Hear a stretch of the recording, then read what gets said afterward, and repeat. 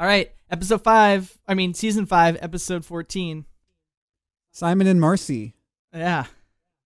I mean, heavy episode. I mean, out the gate, this is one of the most legendary episodes of Adventure Time. I looked it up. It was, I guess I should have saved this for fun packs, but I think to set the stage, AV Club put it on their top 10 episodes of all time. It was nominated for an Emmy that year for Best Episode, Short Form, Animated Content.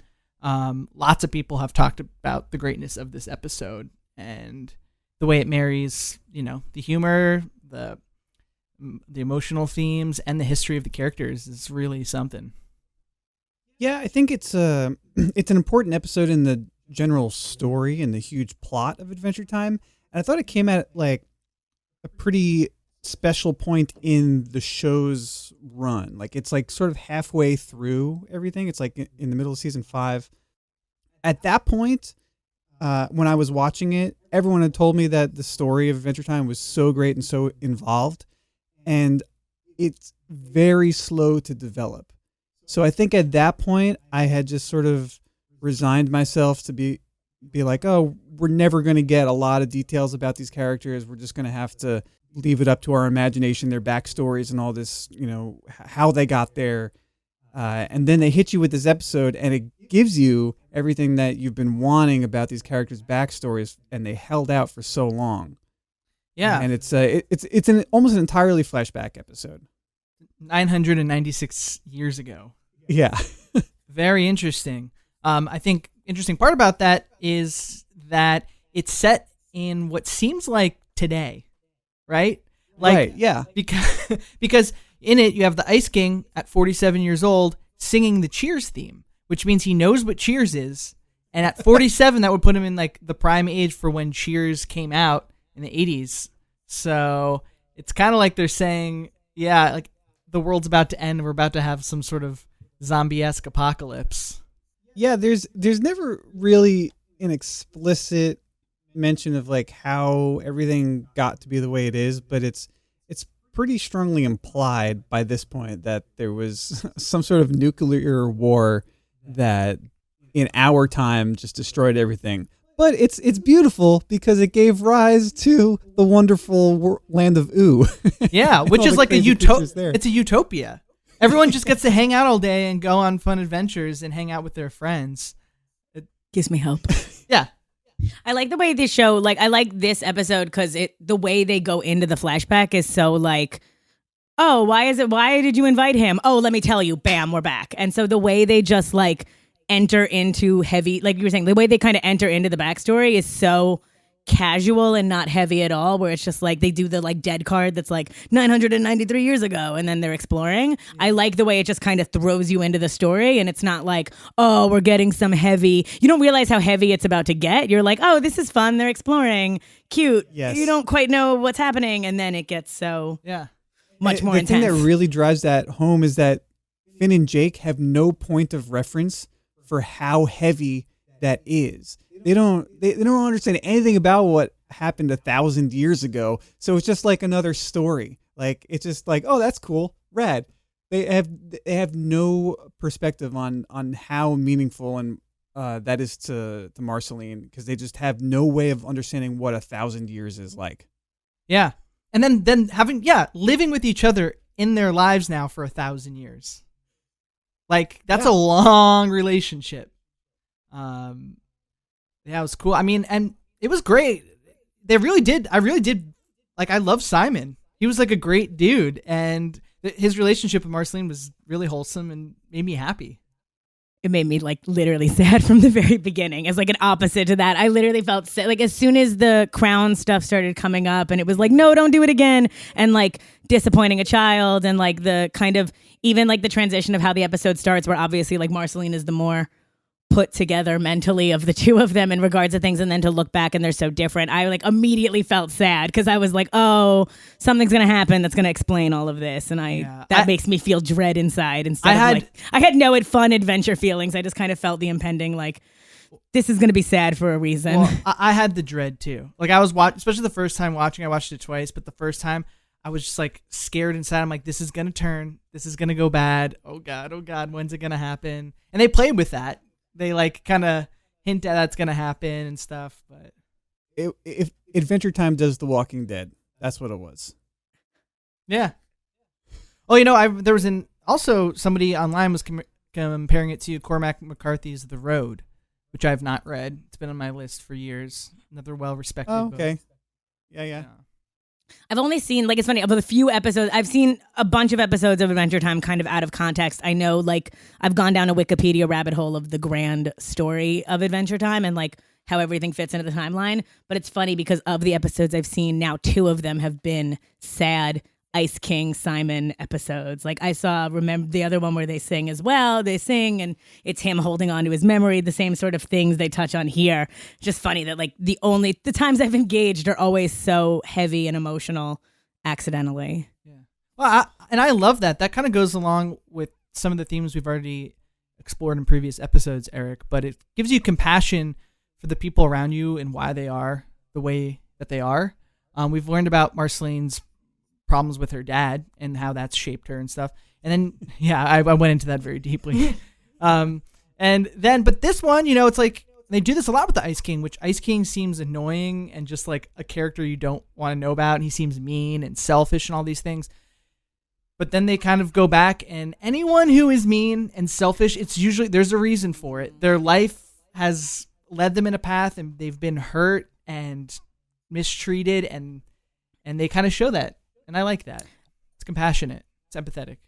Eric, I like what you said, though. It's interesting because I feel like with Jake and Finn having no context and being like, oh, yeah, it's a story, is like we're so used to seeing them as the main characters and having literally adventures and all of these fun things. And it's interesting in the reference of like when there's people you don't know and you don't realize like the whole history people have with other people. So it's like, it's almost a moment where like it's interesting that like Jake and Finn have never had to think about that before, and they get this whole story, and it's like, oh, I think that right after they get out of the flashback, like the first thing Jake says is like heavy or something like that, or maybe that was us that said it, but someone's like, whoa, like they comment on it. And so I think it's interesting of like, for the first time they have context into they are the main characters, but other characters also have backstories is like an interesting. I sort of think of Finn and Jake as like our window into their world.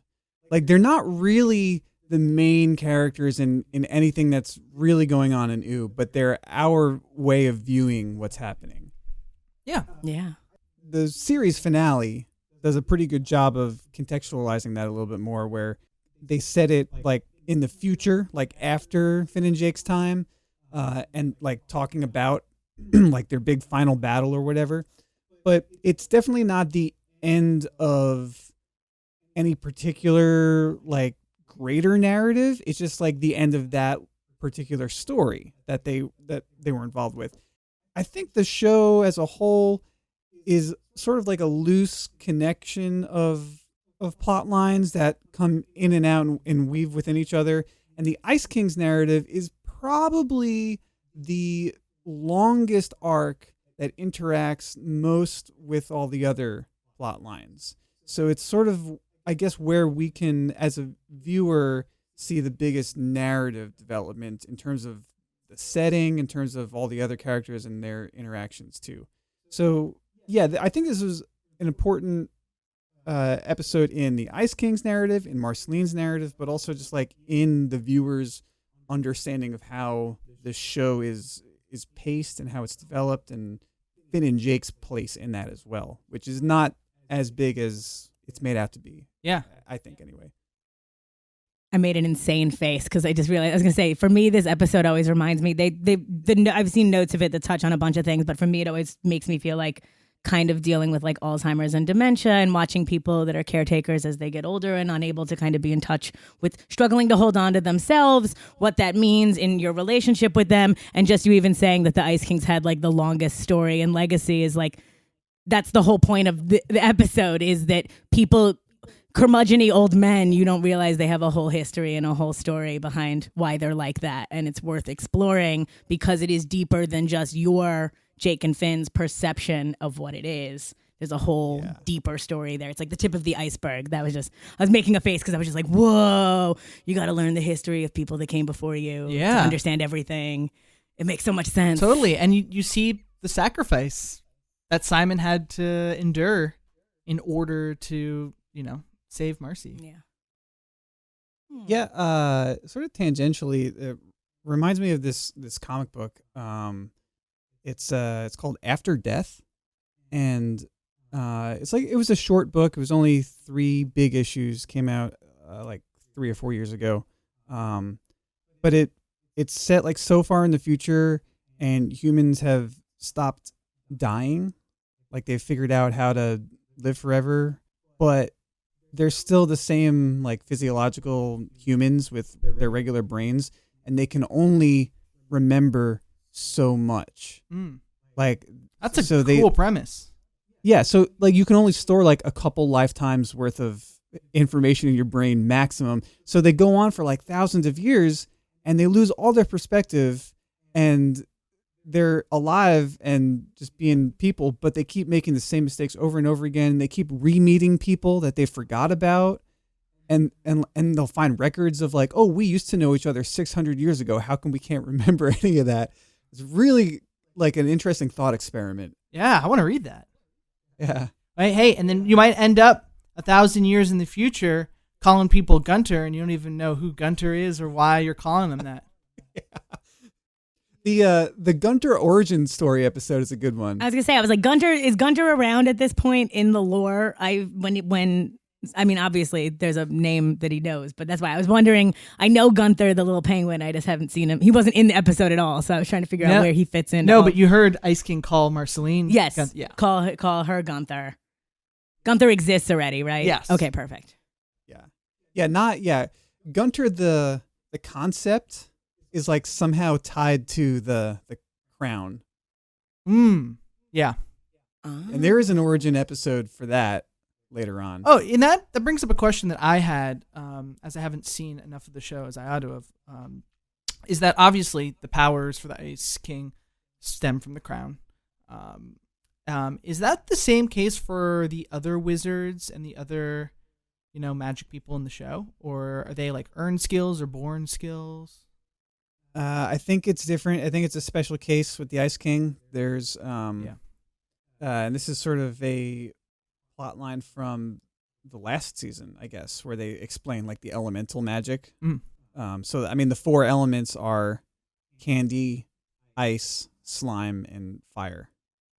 That's good. I like slime.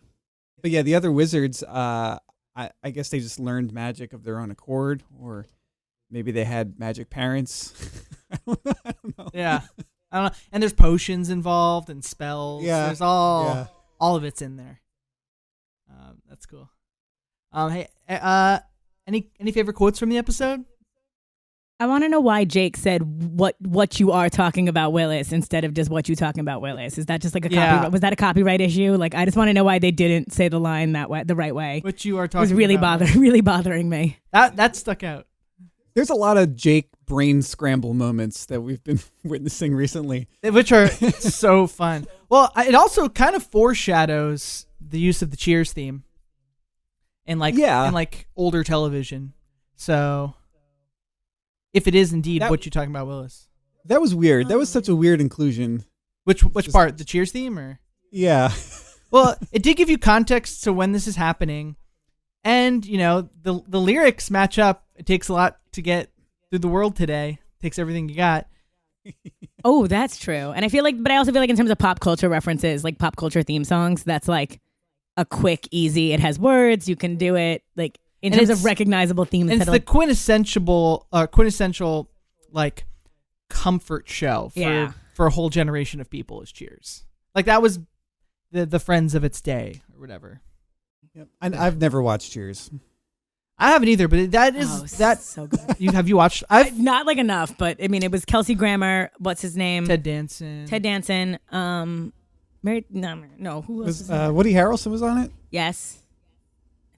I like that we're gonna sit here and. I've got some buds who have rewatched who watch Cheers, who have rewatched the full show within the past couple years because it was like a quintessential like turning point for sitcoms. Does it hold up, or is it like so just hopelessly dated though? They said it kind of holds up, but it is of its time. I was gonna say, this is a show about hanging out in a bar. I feel like it also doesn't hold up though, because that's like super like I feel like old school like bar folk. Let's check it out and reconvene on a later episode. We'll have like So, cheers, guys. We'll have a mini cheers. Yeah, cheers, guys. And podcast within a podcast. Yeah, that's good.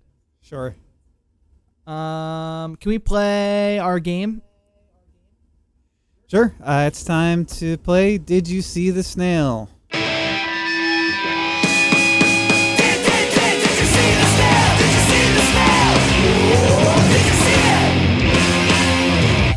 Mara, did you see the snail? No, I thought I did, but upon rewind, no, I did not see the snail.